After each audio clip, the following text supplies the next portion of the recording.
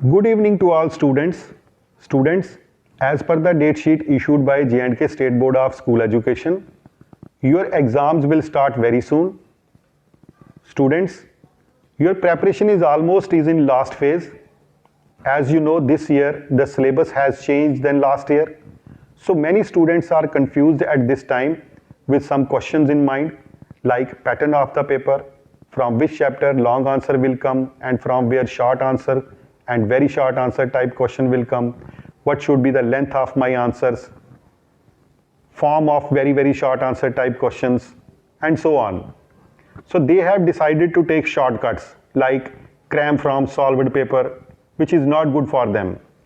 Students, in this class, I will clear your these type of doubts, and after that a question paper with answers will be discussed, from where you will get the idea about how to start and how you will have to write answer during actual exam. So students, sit calm, take a long breath and focus on screen. तो सभी बच्चे बेटा screen की तरफ देखिए।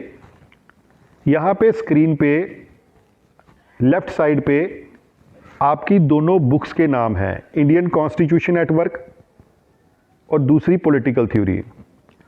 दोनों ही books के नीचे उस बुक के चैप्टर्स के भी नाम लिखे हैं और उन चैप्टर के अगेंस्ट देखिए आप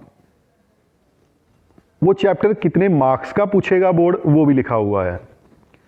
तो ये बताने का क्या फ़ायदा है? सबसे पहला फ़ायदा ये है कि आप लॉन्ग सवाल जो होते हैं जिनके ऊपर ज़्यादा मेहनत करते हैं हम लोग, वो किस चैप्टर से प्रिपेयर करने हैं वो क्लियर हो जाएगा आपको। क्योंकि लॉन्ग आंसर की जो वेटेज है वो 6 नंबर की होती है। आपसे टोटल 4 लॉन्ग पूछे जाते हैं, 3 प्योर लॉन्ग होते हैं और एक पैसेज बेस्ड क्वेश्चन होता है। तो आप अगर दोनों बुक्स में देखो तो सिर्फ 6 चैप्टर हैं जो 6 मार्क्स के पूछे गए हैं। Chapter number 3 from first book, chapter number 7 from first book, chapter 12, 13, 14 from second book and chapter 18 from second book. तो ये वो 6 चैप्टर हैं जिनमें से आपको लॉन्ग आएंगे, यानी 6 नंबर के 4 सवाल आएंगे। इनको छोड़ के बाकी 12 चैप्टर जो हैं वो आपको लॉन्ग के तरीके से प्रिपेयर नहीं करने हैं। हो सकता है ये चैप्टर आपको वैट में या मैट में जब पूछे गए हों तो इनमें से आपको लॉन्ग पूछा गया हो, पर अभी इन 12 चैप्टर में से आपको कोई लॉन्ग नहीं आने वाला। इसलिए आप अपना फोकस इस तरीके से रखिए कि जो 6 नंबर के चैप्टर 6 नंबर वाले चैप्टर हैं वही लॉन्ग के लिए प्रिपेयर करने हैं, बाकी के 12 चैप्टर नहीं करने हैं। फिर उसके बाद जिन चैप्टर के आगे 5 लिखा हुआ है या 4 लिखा हुआ है वो चैप्टर आपको 4 नंबर के तरीके से प्रिपेयर करने हैं। उनको आपने लॉन्ग के तरीके से प्रिपेयर नहीं करना है और ना ही बिल्कुल वेरी शॉर्ट के तरीके से प्रिपेयर करना है। शॉर्ट के तरीके से प्रिपेयर करना है ताकि अगर उनमें से शॉर्ट आएगा तो वो आप लिख पाओ। और लास्ट में जिन चैप्टर के आगे 3 या 2 मार्क्स लिखा हुआ है वो चैप्टर आपने वेरी शॉर्ट के तरीके से प्रिपेयर करने हैं। उनके लिए आपने ना उनको लॉन्ग के तरीके से प्रिपेयर करना है ना शॉर्ट के तरीके से, क्योंकि वो चैप्टर 3 या 2 नंबर का है। तो 2 नंबर या 3 नंबर का अगर होगा तो उसमें से 2 नंबर का सवाल ही बनता है। तो अब वेरी शॉर्ट आंसर के लिए आपने ये 3 चैप्टर उसी के तरीके से प्रिपेयर करना है। और जिनके आगे 4 या 5 लिखा हुआ है वो शॉर्ट के तरीके से प्रिपेयर करने हैं और जिनके आगे 6 लिखा हुआ है उनको आपने लॉन्ग के तरीके से प्रिपेयर करना है। तो फिर आपका काफ़ी मेहनत बच जाएगा। देन इसके बाद बेटा एक क्वेश्चन पेपर है जिसको सॉल्व भी किया गया है राइट साइड पे। जब आपको बोर्ड में क्वेश्चन पेपर मिलेगा तो कुछ इसी तरीके का होगा, सिर्फ लोगो चेंज होगा, बाकी कुछ इसी तरीके का जनरल इंस्ट्रक्शन से नीचे तक पेपर आपको ही देखने को मिलेगा। टोटल लेंथ जो टोटल वेटेज है आपके पेपर की वो 80 मार्क्स की है। आपका पेपर जो है वो 5 सेक्शंस में डिवाइडेड है, section A, section B, section C, section D और सेक्शन ई। सेक्शन ए में very very short answer type question जो हैं वो आपसे पूछे जा सकते हैं। ये वेरी वेरी शॉर्ट क्वेश्चन जो हैं ये 1 नंबर का सवाल होगा। ये very very short answer type question MCQs भी हो सकते हैं, फिल इन द ब्लैंक्स भी हो सकते हैं, ट्रू फॉल्स भी हो सकते हैं, वन वर्ड आंसर भी हो सकते हैं। बोर्ड ने जो अपनी साइट पे मॉडल टेस्ट पेपर डाला है उसमें उसने 10 के 10 एमसीक्यूज डाले हैं। तो ये फर्स्ट टाइम बोर्ड ने सिलेबस चेंज करके ये इस तरीके का पेपर बनाया है, इसलिए पूरे तरीके से डिपेंड नहीं रह सकते कि वो एमसीक्यूज ही आएंगे। आएंगे तो अच्छी बात है, पर अगर नहीं आएंगे तो हमें हर तरीके से प्रिपेयर रहना है। फिर उसके बाद सेक्शन बी रहेगी बेटा, जिसमें 9 क्वेश्चन रहने वाले हैं 2 मार्क्स के। वेरी शॉर्ट आंसर क्वेश्चन होंगे, ये टू द पॉइंट लिखने हैं। कोशिश करना है कि इन क्वेश्चंस को पैराग्राफ में लिखा जाए, क्योंकि ये होते ही ऐसे हैं, मीनिंग पूछा होता है किसी का या कंसेप्ट पूछा होता है या फिर पॉइंट्स भी बनते हैं, पर आप कोशिश करें इसको पैराग्राफ बनाने की, क्योंकि फिर वर्ड्स कम लिखने पड़ेंगे। आप पॉइंट्स को कामा कामा डाल के ना जोड़ सकते हैं, पैराग्राफ बना दीजिए, क्योंकि इन्होंने खुद लिखाया है कि ये 40 वर्ड से ज़्यादा नहीं होना चाहिए। पर अब आप पूरे 40 वर्ड मत देखिए, अगर 50 या फिर 60 भी होते हैं तो कोई प्रॉब्लम वाली बात नहीं है। फिर उसके बाद सेक्शन सी है बेटा, जिसमें 7 नंबर के सवाल, ये 4 नंबर के सवाल होंगे, 7 सवाल, 28 नंबर का टोटल ये सेक्शन बनेगा। अब ये सवाल भी टू द पॉइंट लिखने होते हैं और इसमें कोशिश करनी होती है कि जो सवाल पॉइंट्स में बनता है उसे पॉइंट्स में लिखा जाए। अगर कोई नहीं बनता है तो फिर आप उसको पैराग्राफ में लिख दो, पर अगर बनते हैं तो फिर आप उन्हें पॉइंट्स में लिखो। देन इसके बाद बेटा डी सेक्शन है, जिसमें एक पैसेज पूछा जाता है और इसमें कोई चॉइस नहीं होती। एक पैसेज होता है 6 नंबर का और फिर वो 3 क्वेश्चंस में नीचे डिवाइड किया होता है। आगे हम पेपर में डिस्कस करेंगे उसे। तो उसको कैसे सॉल्व करना है, कैसे उनके आंसर लिखने हैं, वो भी मैं बताता हूं आपको। और फिर लास्ट सेक्शन, सेक्शन ई, जिसमें 3 प्योर लॉन्ग आंसर क्वेश्चंस होते हैं विद अल्टरनेटिव चॉइस। एक ही चैप्टर में से 2 सवाल पूछे होते हैं और बीच में और होता है। तो आपसे टोटल मिला के 3 सवाल पूछे जाएंगे विद अल्टरनेटिव चॉइस, ठीक है। ये क्वेश्चन नंबर 19 रहेगा, 20 रहेगा और 21 रहेगा। अल्टरनेटिव चॉइस होता है, जिस चैप्टर में से ऊपर वाला सवाल होगा उसका और पार्ट भी उसी चैप्टर में से होगा। तो अब टोटल मार्क्स कितने बन गए? 10 सेक्शन ए के, फिर उसके बाद 18 सेक्शन बी के, 28 हो गए। 28 और 28 सेक्शन सी के 56। फिर उसके बाद सेक्शन डी के 6 नंबर 62 और 18 मार्क्स के 3 लॉन्ग, तो 80 मार्क्स बन गए पूरे। तो अब बेटा हम लोग पेपर को सॉल्व करते हैं। तो यहाँ पे सेक्शन ए सबसे पहले सॉल्व की गई है और पेपर के राइट साइड पे मैंने एक बच्चे की सॉल्व्ड शीट रखी है, तो यहाँ से काफ़ी क्लियर हो जाएगा हमें। सेक्शन ए में यहाँ पे एमसीक्यूज पूछे हैं। क्वेश्चन नंबर 1 रहेगा very very short answer type का, जिसमें 10 पार्ट पूछे गए हैं। 10 पार्ट एमसीक्यूज की फॉर्म में पूछे गए हैं। तो मैं पढ़ रहा हूँ इसको। इनमें से बड़े सारे ऐसे होंगे इस क्वेश्चन जिनके आंसर आपको ऑलरेडी पता होंगे, बड़े सारे नहीं, लगभग सारे ही होंगे। जैसे फर्स्ट है यहाँ पे, who is known as the father of Indian constitution, तो B R Ambedkar is the right answer. Which of the following is not fundamental right guaranteed by Indian constitution, तो राइट टू इक्वालिटी भी fundamental right है, right to freedom भी fundamental right है, right to property भी fundamental right है, right to education fundamental right, right to property fundamental right नहीं है। ये 44th अमेंडमेंट के दौरान ये रिमूव कर दिया गया था फंडामेंटल राइट की लिस्ट से। एट प्रेजेंट ये फंडामेंटल राइट नहीं है, तो right answer is right to property. Then third, who appoints the chief justice of India, तो कौन नौकरी पे रखता है chief justice? President of India. The term of office of president, भाई राष्ट्रपति भी 5 साल के लिए चुना जाता है। मिनिमम एज जो है वो प्राइम मिनिस्टर की क्या होनी चाहिए? तो बेटा एक प्राइम मिनिस्टर जो है वो पहले लोकसभा का मेंबर होता है, एमपी होता है वो। तो लोकसभा का एमपी बनना है तो आपकी कम से कम उम्र 25 साल की होनी चाहिए। तो 25 साल अगर आपकी उम्र है तो आप लोकसभा के एमपी बन सकते हो।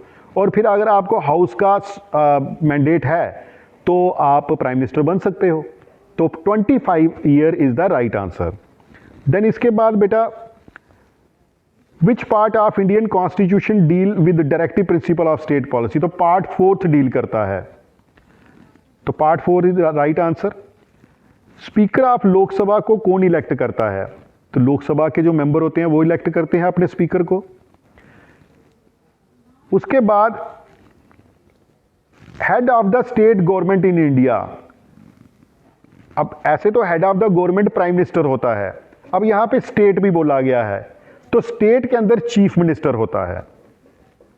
Chief minister head of the government होता है।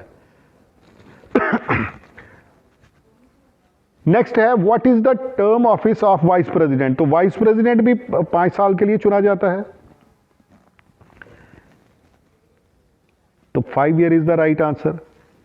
नेक्स्ट लास्ट ऑब्जेक्टिव जो है, लास्ट मल्टीपल जो है वो पूछा गया है विच of the following is not fundamental duty of citizen under the Indian constitution, Bharat के संविधान के अकॉर्डिंग इनमें से कौन सी फंडामेंटल ड्यूटी नहीं है भारत के नागरिक की। तो to abide by the constitution and respect its ideals, तो ये फंडामेंटल ड्यूटी है। To protect and improve the natural environment, ये भी फंडामेंटल ड्यूटी है।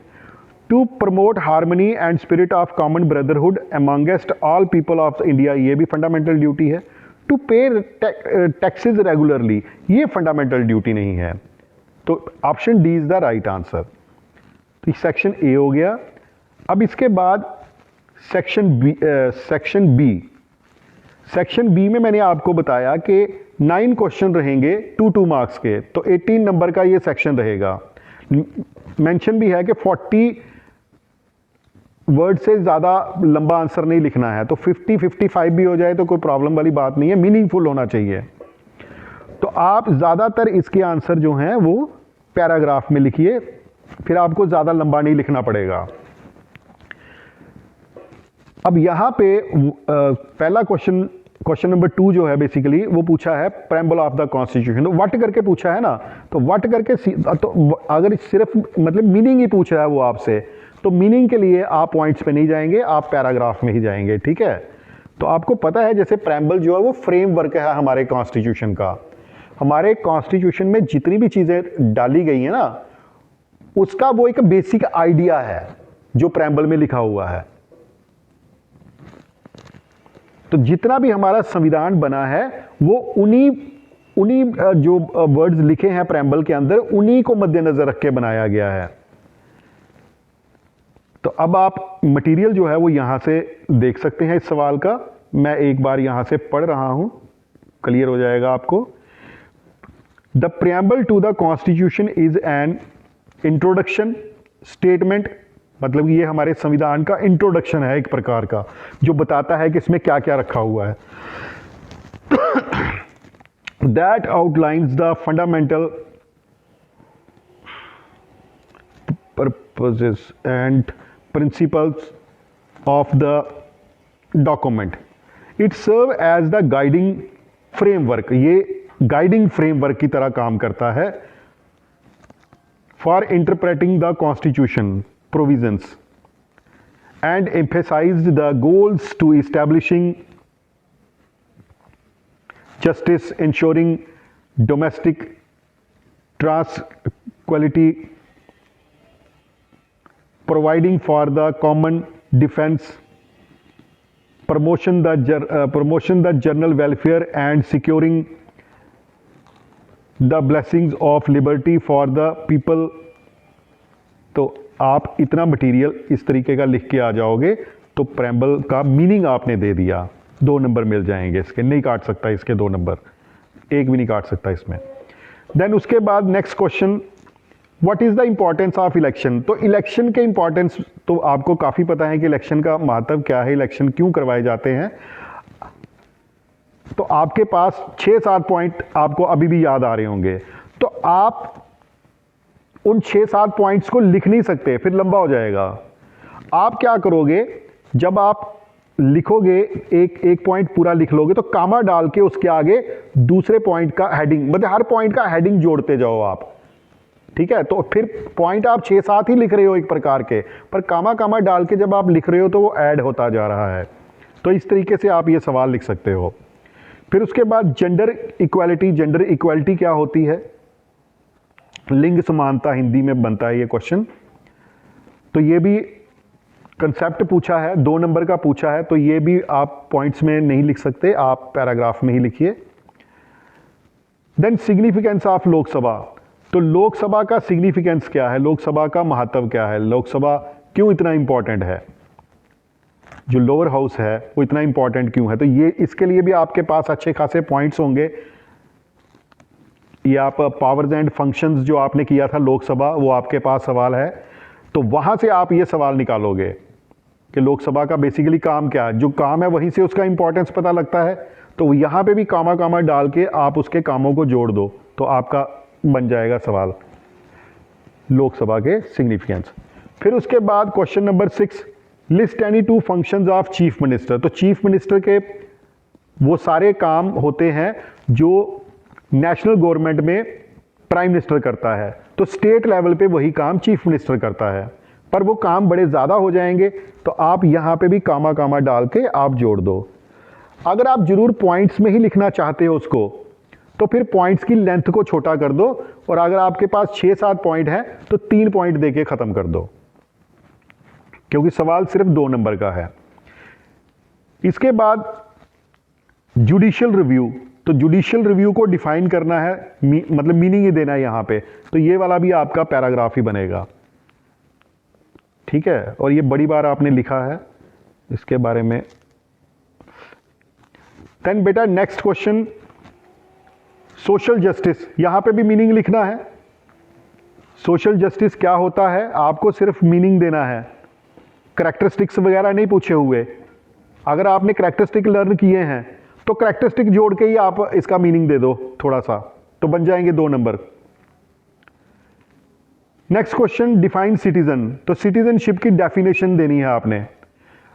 कुछ बच्चों ने डेफिनेशन नहीं लर्न की। डेफिनेशन होता है कि उसके साथ उस डेफिनेशन को देने वाले का नाम भी होता है, पर कई बार उस समय याद नहीं आता कि नाम क्या था, नाम भूल चुका होता है, या फिर वो डेफिनेशन ही भूल गई होती है। तो ऐसा हो तो आप जो मीनिंग होगा ना उसका वो भी लिख के आ जाओ, तो आपको 2 तो नहीं पर 1.5 नंबर वो दे देगा उसका। देन उसके बाद व्हाट इज नेशनलिज्म। तो नेशनलिज्म का मीनिंग लिखना है, सीधा मीनिंग लिख दो आप। जब भी हम मीनिंग लिखते हैं और हमें मीनिंग नहीं आता है, तो आप करैक्टरिस्टिक्स को जोड़ के, फीचर्स को जोड़ के मीनिंग बना सकते हो।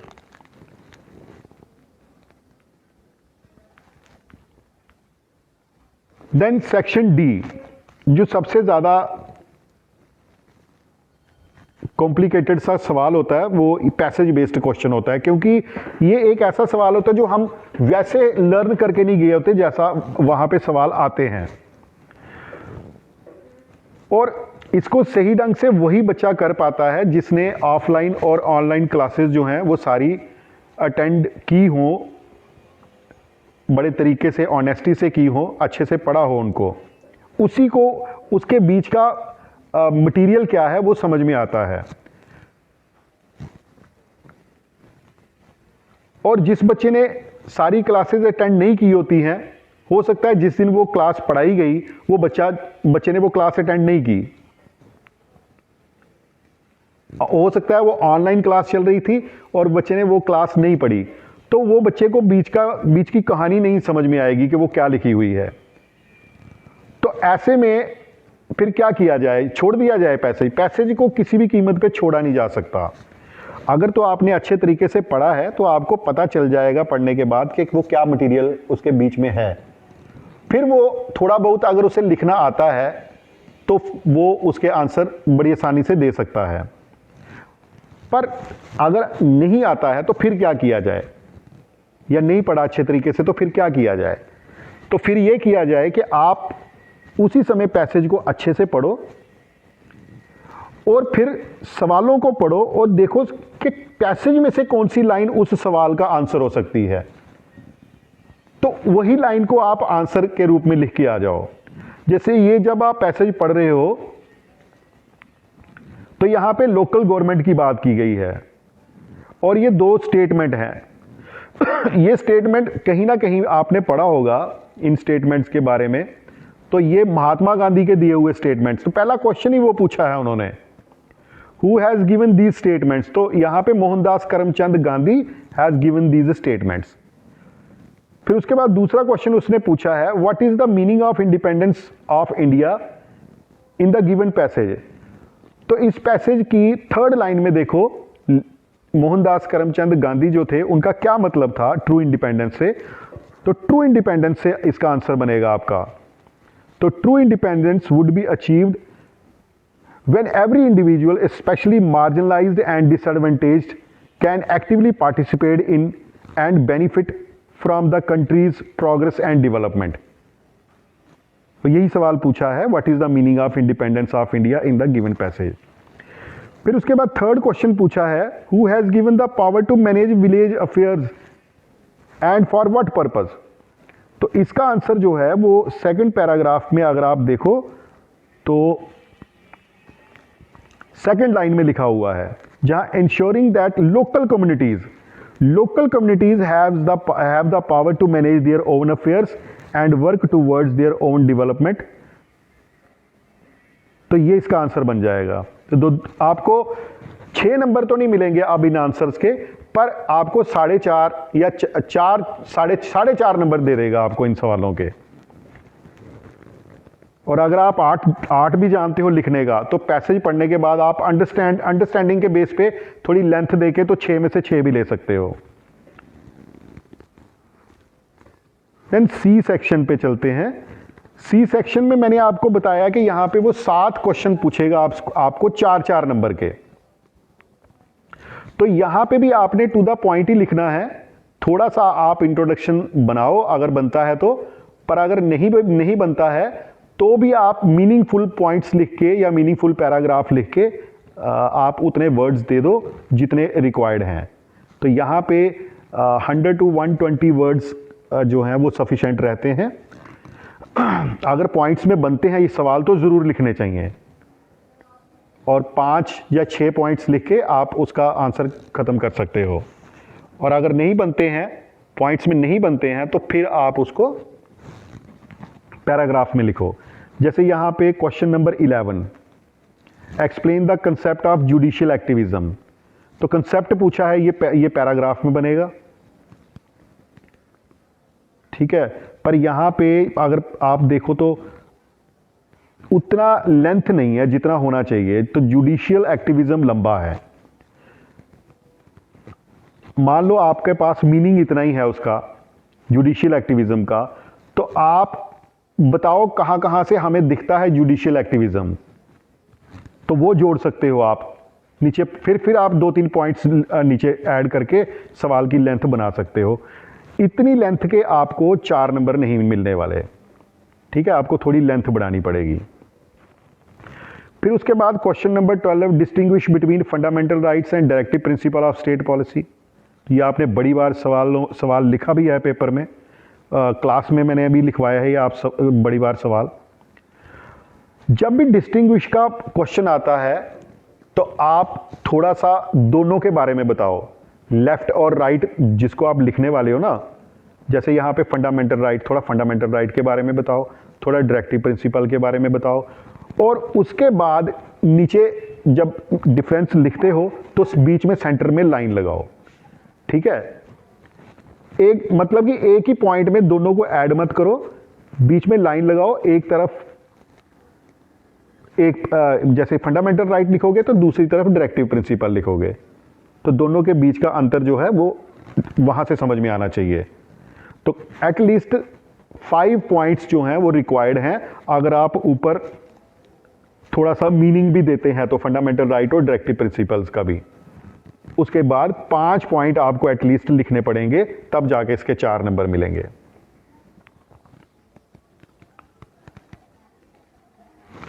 फिर उसके बाद नेक्स्ट क्वेश्चन है बेटा, discuss principle of proportionate justice. तो प्रोपोर्शनेट जस्टिस को डिस्कस करना है आपने। ये भी आपका पैराग्राफ में ही रहेगा, ठीक है। प्रिंसिपल ऑफ प्रोपोर्शनेट जस्टिस बड़ी बार लिखा है आपने, तो यहाँ भी ये लेंथ का ही इशू है, यहाँ पे थोड़ी सी लेंथ कम है, ठीक है। थोड़ी सी लेंथ बढ़ाइए इसमें, तो आपका बन जाएगा ये सवाल। देन क्वेश्चन नंबर 14 है बेटा, वाइस प्रेसिडेंट के फंक्शंस क्या हैं। तो ये पॉइंट आप ये क्वेश्चन जो है ये पॉइंट्स में बनता है, क्योंकि फंक्शंस है ना एक से ज़्यादा होंगे। थोड़ा सा वाइस प्रेसिडेंट के बारे में लिखो, उसके पोजीशन के बारे में लिखो, और फिर उसके बाद आप, जैसे इधर लिखा हुआ है कि वो एक्स ऑफिशियो चेयरमैन होता है राज्यसभा का, ठीक है। तो ऐसे 2-3 लाइनों में लिख के फिर नीचे आ जाओ, आप पॉइंट्स में लिखो उसके जो काम है कि वो क्या क्या काम करता है। जैसे वो वोट कास्ट करता है, जब टाई हो जाता है, टाई ड्यूरेशन हो जाता है, ये टाई हो जाता है तो टाई के ड्यूरिंग वो वोट करता है। तो ऑफिशियल, हाँ, तो इस तरीके से आप 5 पॉइंट लिख दीजिए तो मिल जाएंगे इसके 4 नंबर। मतलब कि ये मटेरियल बिल्कुल ठीक है इस क्वेश्चन के लिए। फिर उसके बाद question number 15, what are the methods of exclusion of citizenship. तो यहाँ भी मेथड्स है, एक से ज़्यादा है, तो आप यहाँ पे भी पॉइंट्स में ही आंसर लिखोगे। तो सबसे पहले आप तो यहाँ पे थोड़ा सा बताओ कि सिटीज़न क्या होता है, थोड़ा सा सिटीज़न लिखो, थोड़ा सा सिटीज़नशिप लिखो, और उसके बाद एक्सक्लूजन ऑफ सिटीज़नशिप के पॉइंट 5 लिख दो, जैसे इधर लिखे हुए हैं। क्रिमिनल कन्विक्शंस के समय आपकी नागरिकता छीनी जा सकती है। फॉल्स इंफॉर्मेशन,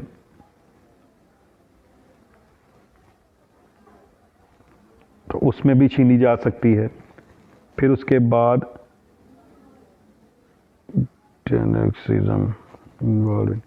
टेररिज्म, अगर कोई नागरिक के ऊपर टेररिस्ट चार्ज लगता है और टेररिज्म साबित हो जाता है तो भी नागरिकता जा सकती है। अगर किसी की नागरिकता देश की सिक्योरिटी के लिए खतरा बन गई है तो भी नागरिकता छीनी जा सकती है। ड्यूल सिटीजनशिप हो तो फिर उसकी एक जगह की नागरिकता जा सकती है। तो ये कुछ पॉइंट लिख के आइए, बन जाएगा आपका क्वेश्चन।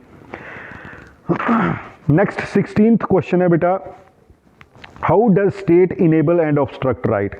तो देखो ये भी एक से ज़्यादा, मतलब स्टेट के पास तरीके हैं ना नागरिकों की फ्रीडम को कंट्रोल करने के लिए, नागरिकों के राइट को इंटरफेयर करने के लिए।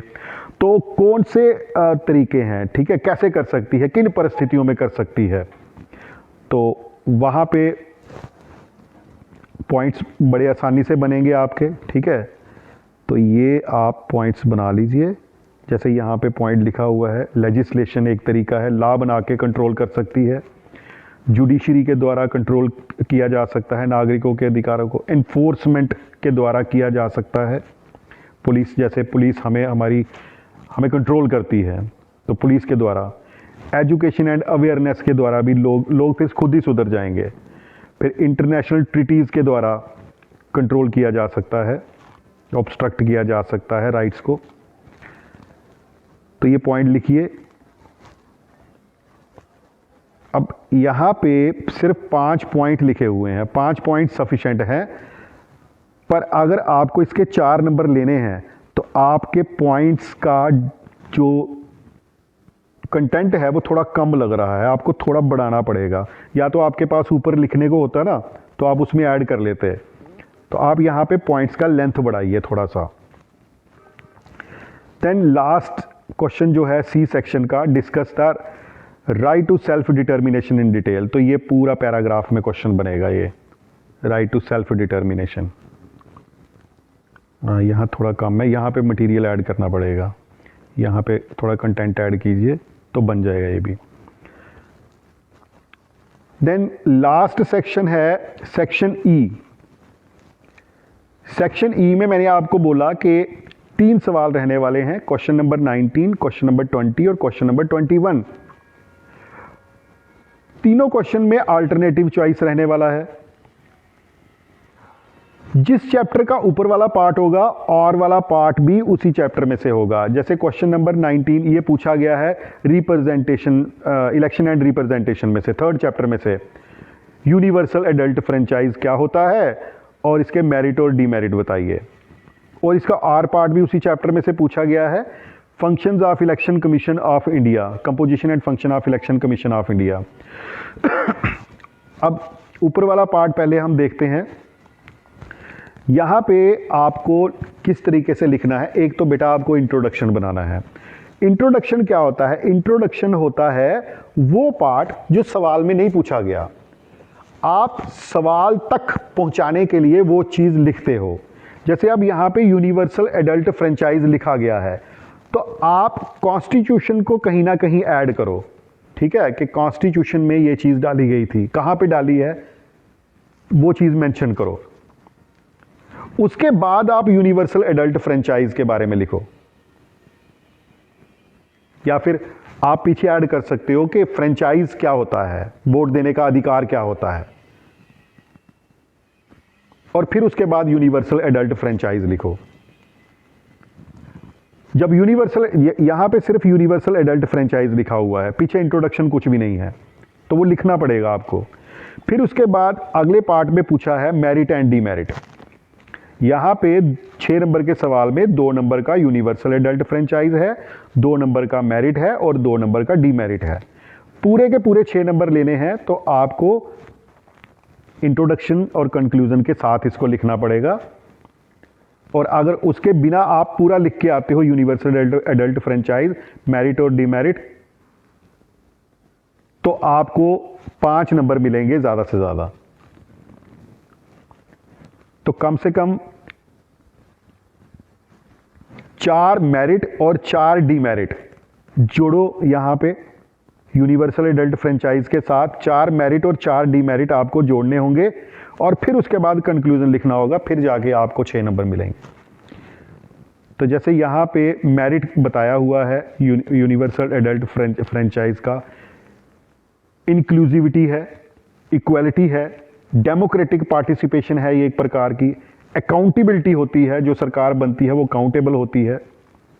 फिर डीमेरिट, यूनिफॉर्म वोटिंग होती है यहाँ पे, सब मतलब सब चाहे वो लायक है या नहीं है, फिर चाहे पढ़ा लिखा है या नहीं है, उसे पता ही नहीं है देश दुनिया में क्या हो रहा है, बर्निंग प्रॉब्लम क्या है, पर चलो जी वोट देने का अधिकार है, जो गलत बात है। सबको मतलब कि जो कंसर्न ही नहीं है उसको भी ये अधिकार दिया गया है। फिर उसके बाद मैनिपुलेशन होती है सिस्टम में, मॉब मेंटालिटी है कि जिस तरफ लोग वोट दे रहे होते हैं ज़्यादातर लोग, बाकी भी उधर देना शुरू कर देते हैं। जैसे इस समय बीजेपी का बड़ा जोर है तो सारे उसी तरफ ही जा रहे हैं। एनीवे, टायरनी ऑफ मेजॉरिटी, यहाँ पे जो सरकार बनती है ना, अगर वो मेजॉरिटी में है तो वो एकदम से एक डिक्टेटर टाइप का सरकार होती है, वो मन मर्जी करती है, तो जनता की वॉइसेस पे काम नहीं करती, जनता क्या चाहती है उस पे काम नहीं करती। ओके, यहाँ पे कंक्लूजन मिसिंग है, इंट्रोडक्शन भी मिसिंग है, इसलिए इस क्वेश्चन के आपको 5 बड़ी मुश्किल से 5 नंबर दिए जा सकते हैं, 6 नहीं दिए जा सकते। और पार्ट इसका, discuss the composition and function of election commission of India. तो यहाँ पे इलेक्शन कमीशन ऑफ इंडिया के बारे में आपको बताना है, उसका कंपोजिशन बताना है, और फिर उसके बाद फंक्शन बताने हैं। तो यहाँ पे भी आप इलेक्शंस को, इलेक्शन एंड रिप्रेजेंटेशन को थोड़ा थोड़ा ऐड करके आप इंट्रोडक्शन बना सकते हो, ठीक है, या वाई इलेक्शन इंपॉर्टेंट, फिर इंट्रोडक्शन बन जाएगा। फिर फ्री एंड फेयर इलेक्शन करवाने के लिए एक ऑटोनॉमस जो बॉडी है इलेक्शन कमीशन ऑफ इंडिया, वो आप डिस्कस करोगे, उसका कंपोजिशन क्या है, कंपोजिशन ऊपर लिखा है, और फंक्शन जो हैं वो फिर ऐड करोगे। यहाँ पे आपको पूरे 6 नंबर लेने के लिए कम से कम 6 जो फंक्शंस हैं इलेक्शन कमीशन के वो जोड़ने पड़ेंगे, इतनी लेंथ का। जैसे ये फर्स्ट पॉइंट है, इलेक्शन कमीशन का काम है फ्री एंड फेयर तरीके से इलेक्शन को कंडक्ट करवाना। इलेक्ट्रोल रोल यानी जो वोटर लिस्ट वगैरह होती है उसको मैनेज करना, जो लोग मर गए हैं उसे बाहर निकाल देना उनके नाम, और नए जो वोटर एलिजिबल हुए हैं उनके नाम ऐड करना। फिर उसके बाद इलेक्शन कमीशन का काम है इम्प्लीमेंटिंग कोड ऑफ कंडक्ट। जो कोड ऑफ कंडक्ट है इलेक्शंस के दौरान उसको तय करना, ठीक है, जो बिहेवियर जो है पॉलिटिकल पार्टी का उन्हें कंट्रोल करता है। मॉनिटरिंग इलेक्शन एक्सपेंडिचर, इलेक्शंस के समय पे क्या खर्चा आता है, कौन सी पार्टी, कौन सा नेता कितना पैसा खर्च कर रहा है, उन सब को मॉनिटर करते रहना। Ensuring free and fair election, ये इसकी रिस्पॉन्सिबिलिटी है। तो यहाँ पे पॉइंट एक कम है, इतनी लेंथ में एक पॉइंट और चाहिए, ठीक है। तो यहाँ पे इंट्रोडक्शन और कंक्लूजन मिसिंग है, 4.5 नंबर मिले हुए हैं। तो आपने ध्यान रखना है इस बात का, आपने 6 के 6 लेने हैं। देन उसके बाद 20th question, what is federalism, how you can say India is a federal country with strong union government. और पार्ट में explain the federal polity in the Indian context. दोनों अगर सवाल देखें ना, दोनों पार्ट, तो एक ही मतलब बन रहा है। फेडरलिज्म ऊपर वाला पार्ट जो है वो आप फेडरलिज्म लिखोगे, उसका मीनिंग लिखोगे, फेडरलिज्म क्या होता है, फिर थोड़ा सा फेडरल कंट्री के बारे में बताओ, क्योंकि उसने फेडरल कंट्री पूछा नहीं ना है, आपने थोड़ा फेडरल कंट्री के बारे में बताना है। और फिर उसके बाद आपको बताना है कि भारत एक फेडरल कंट्री कैसे है जिसमें सेंटर जो है, यूनियन गवर्नमेंट जो है वो स्ट्रांग है। तो यहाँ पे फेडरलिज्म लिखा हुआ है, थोड़ा फेडरल कंट्री के बारे में नहीं लिखा हुआ। सीधा फिर उसके बाद पॉइंट पे आगे हैं, डिवीज़न ऑफ पावर, फेडरलिज्म में करेक्टरिस्टिक हैं ये, union list residuary powers, emergency powers, interstate council, single citizenship. तो यहाँ पे पॉइंट दिए गए हैं, फेडरल कंट्री है विद स्ट्रांग यूनियन गवर्नमेंट। तो कंक्लूजन यहाँ पे भी नहीं है, कंक्लूजन आपने लिखना है, पॉइंट्स यही रहने दो, थोड़ा पॉइंट्स यही रहने दो, पॉइंट्स का लेंथ बढ़ाओ, पॉइंट्स का लेंथ यहाँ पे कम है। और अगर और पॉइंट है आपके पास, 3-4 पॉइंट अगर आप और लिखते हो, थोड़ी और लेंथ वैसे ही बढ़ जाएगी आपकी। ये भी 20th क्वेश्चन है, 21 लिखा हुआ है, ये ठीक कर लेना। ये जो नीचे वाला पार्ट है 20 क्वेश्चन का, explain the federal polity in Indian context, ये वही है। अगर आप यहाँ पे देखो तो ये भी वही सवाल है, ऊपर से ये फेडरलिज्म बताया हुआ है, फेडरल स्टेट बताया हुआ है, और फिर भारत की, क्योंकि ऊपर वाला भी तो भारत को ही बता रहा था कि भारत में क्या था, क्योंकि ये जो सवाल था ना, how you can say India is a federal country with strong union government, तो पॉइंट्स वही हैं। और इस यहाँ पे लग करके पूछ लिया, explain the federal polity in Indian context, तो वही है, डिवीजन ऑफ पावर। यहाँ पे थोड़ा लेंथ दी है पॉइंट को, supremacy of constitution, independent judiciary, flexible constitution, integrated judiciary, emergency provisions. फिर ये कंक्लूजन बनाया है पर पॉइंट डाल दिया है, तो छोटा है conclusion. Overall federalism in India AIIMS, तो ये जो है ये आप बढ़ाओ इसको, कंक्लूजन आप थोड़ा छोटा लिखा हुआ है, इसको आप जोड़ो और बढ़ाओ थोड़ा सा, ये कंक्लूजन थोड़ी ये बड़ा छोटा बना दिया है। तो पॉइंट्स को मिला लो, कंक्लूजन बन जाएगा आपका, थोड़ा थोड़ा कामा डाल के ना, पॉइंट्स को ही मिला के आप बना लेना। लास्ट क्वेश्चन है 21st question, what do you understand by liberty, distinguish between positive and negative liberty. ये तो आपके पास अच्छा खासा क्वेश्चन बन जाएगा आपने, क्योंकि यहाँ पे आपने नेगेटिव कंसेप्ट पूरा किया है, पॉजिटिव कंसेप्ट पूरा किया है लिबर्टी का। ऊपर लिबर्टी लिखो, जैसे यहाँ पे लिखा हुआ है, आप लिबर्टी की 1-2 डेफिनेशन बीच में जोड़ के थोड़ा इंट्रोडक्शन बना सकते हो इसका अच्छा सा, जो उसने पूछा नहीं है, ठीक है। इंट्रोडक्शन बनाते समय आप डेफिनेशंस कोट करो यहाँ पे, फिर उसके बाद आप बताओ मीनिंग बताओ लिबर्टी का, और फिर उसके बाद आप डिफरेंस बताओ। अब यहाँ पे डिफरेंस कैसे बताया है, मतलब ये एक ही पॉइंट के बीच में दोनों को जोड़ दिया गया है। आप ऐसे नहीं करोगे, आपने ये अलग भी किया हुआ है, ठीक है। आप सेंटर में लाइन लगाओगे, एक तरफ पॉजिटिव लिबर्टी के पॉइंट लिखोगे, एक तरफ नेगेटिव लिबर्टी के पॉइंट लिखोगे, तो आपका ये क्वेश्चन बन जाएगा। और ये और पार्ट है, what restriction discussed to be imposed on individual freedom in the Indian Constitution। तो भारत के संविधान में नागरिक की जो फ्रीडम है उसको कंट्रोल करने के लिए क्या रिस्ट्रिक्शंस इंपोज किए गए हैं।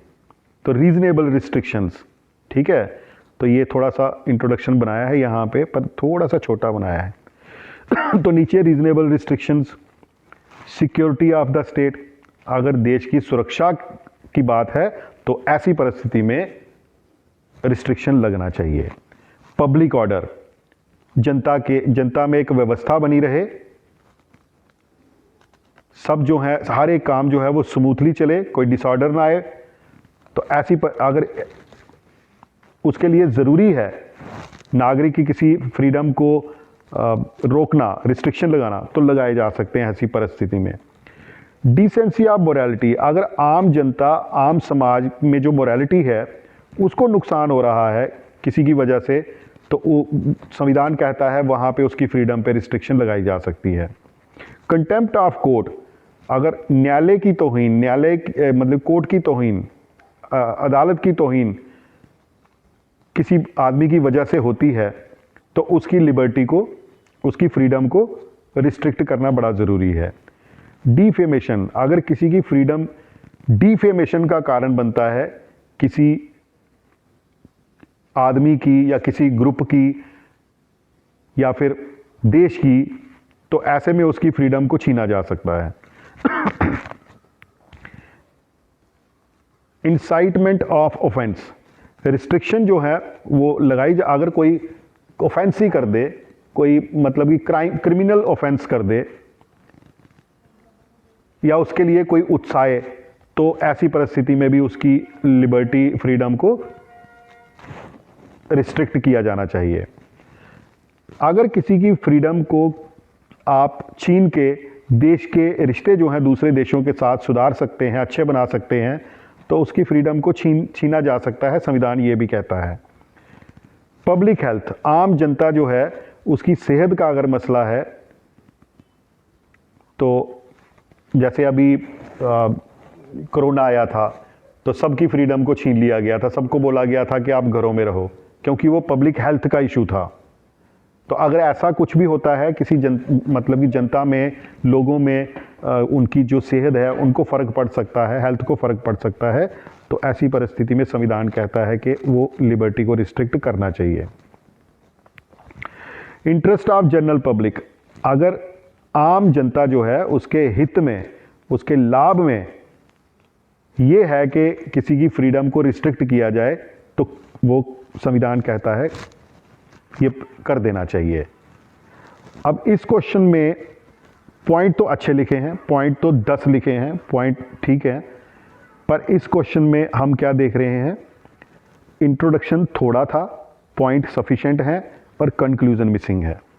ठीक है, देखो इतना अच्छा क्वेश्चन लिख के कंक्लूजन नहीं लिखना, थोड़ा मतलब सिर्फ आपको पॉइंट की हेडिंग लिखनी है, कॉमा डालना है, आगे दूसरा लिख देना है, तो इस तरीके से आपका अच्छा खासा यहाँ पे कंक्लूजन बन जाता, तो पूरे के 6 के नंबर आ जाते। तो ये बेटा आप लोगों के साथ पेपर डिस्कस कर लिया है, उम्मीद है आपको समझ में आ गया होगा। मैं ये PDF जो है ये ग्रुप में भी सेंड कर दूंगा, ताकि किसी बच्चे का छूटा हुआ है तो वो वहाँ से भी पढ़ ले, देख ले, अंडरस्टैंड कर ले। Thank you, have a nice day to all, thank you very much.